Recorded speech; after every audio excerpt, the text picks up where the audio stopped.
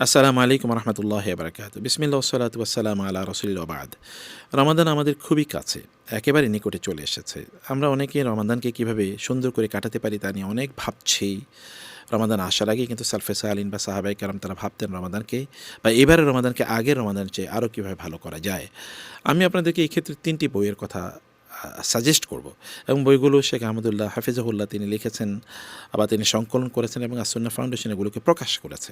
এর মধ্যে এক নম্বরটা হচ্ছে রমাদান প্ল্যানার। আমি জানি যে আপনাদের অনেকের ঘরে রমাদান প্ল্যানার হয়তোবা আছে, আপনারা গত বছর কিনেছেন, কিন্তু এবারে রমাদান প্ল্যানারে আমি দেখেছি যে তিনি অনেক নতুন জিনিস সন্নিবেশিত করেছেন।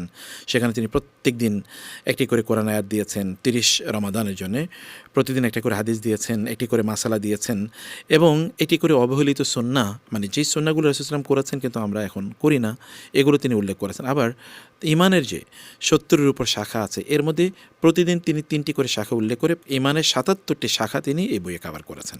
অসাধারণ। আমি বিশ্বাস করি যে এই বইটা যদি আপনারা ফলো করেন তাহলে এখানে যেমনিভাবে আপনাদের রুটিনটা একেবারে ঠিক করতে পারবেন, কখন কোন ইবাদত করবেন, অথবা আপনার অন্যান্য টাইমগুলো কীভাবে ম্যানেজ করবেন, পারিবারিক সময় অথবা ধরুন ব্যবসা বাণিজ্য চাকরি বাকরি এগুলো কীভাবে ম্যানেজ করে ইবাদতের মধ্যে নিজকে আবার নিমজ্জিত রাখা যায়, মানে ইবাদত মুখর করা যায়, খুব ভিতর থেকে ঈমানকে ফিল করা যায়। এই জিনিসগুলো আমার মনে হয় যে এখানে চমৎকারভাবে তুলে আনা হয়েছে। কারণ আমরা যদি প্ল্যান না করি তাহলে কিন্তু আমরা সুন্দরভাবে রমাদান কাটাতে পারবো না, বা রমাদান থেকে সেই উপকার আমরা অর্জন করতে পারবো না যে উদ্দেশ্যে আল্লাহ তাআলা আমাদেরকে রমাদান দিয়েছেন। এবং ২ নম্বর যে বইটি আমি দেখেছি তা হলো যে তারাবির সালাতে কোরআনের বার্তা। এটা খুবই অসাধারণ আমার কাছে।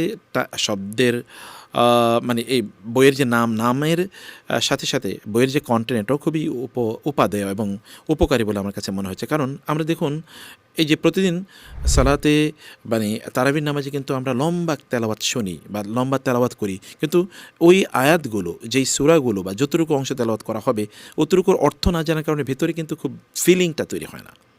আবার আমরা যে ধরুন এর উপর ভিত্তি করে আমরা আমাদের জীবনটাকে কীভাবে সাজাবো সেটা কিন্তু আমরা বুঝি না, কারণ তেলাওয়াত কেবল শুনছি। তো এই কারণে আমাদের তেলাওয়াত যা শুনছি তা যেন আমরা বুঝি, তেলাওয়াতে কী কথা বলা আছে, সেখানকার শিক্ষা কী এবং সেখানকার মানে গাইডলাইন কী, এই বক্তব্যগুলো তিনি খুব চমৎকারভাবে এখানে উপস্থাপন করেছেন। তো আমার মনে হয় যে আমরা যদি আগে একটু বইটা অল্প একটু কয়েক পৃষ্ঠা প্রতিদিন সলাতের উপর বা যতটুকু নির্ধারিত অংশ থাকবে ততটুকুর উপর ছোট্ট কয়েকটা পৃষ্ঠা আছে, আপনি যদি একটা নজর বলিয়ে নেন তাহলে আপনি নামাজে হয়তো বা বুঝতে পারবেন যে এই আয়াত এখন তেলাওয়াত হচ্ছে বা এই শিক্ষাটা এখন আসছে। তখন আমাদের নিজেদের মধ্যে একটা অনুভূতি তৈরি হতে পারে, কোরআনের প্রতি ভালোবাসা আগের চেয়ে অনেক অনেক বাড়বে। আর কোরআনকে তো আল্লাহ তাআলা এই উদ্দেশ্যে নাজিল করেছেন আমরা যেন বুঝি। অনেকে হয়তো বা ব্যস্ততার কারণে বা আরবি না জানার কারণে বুঝেন না, কিন্তু এই বইটা আপনাদের জন্য উপকারী হবে বলে আমি আশা করছি।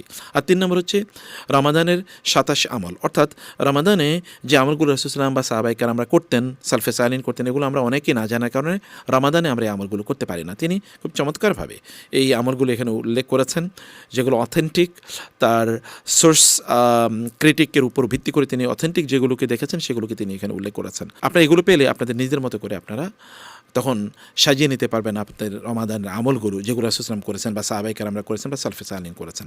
আমার বিশ্বাস যে ৩টি বই আপনাদের জন্য অনেক উপকারী হবে। আপনারা চাইলে বইগুলো আপনাদের কাছে রাখতে পারেন ইনশাআল্লাহ। আসুন্নাহ ফাউন্ডেশন, উম্মার স্বার্থে সুন্নাহর সাথে।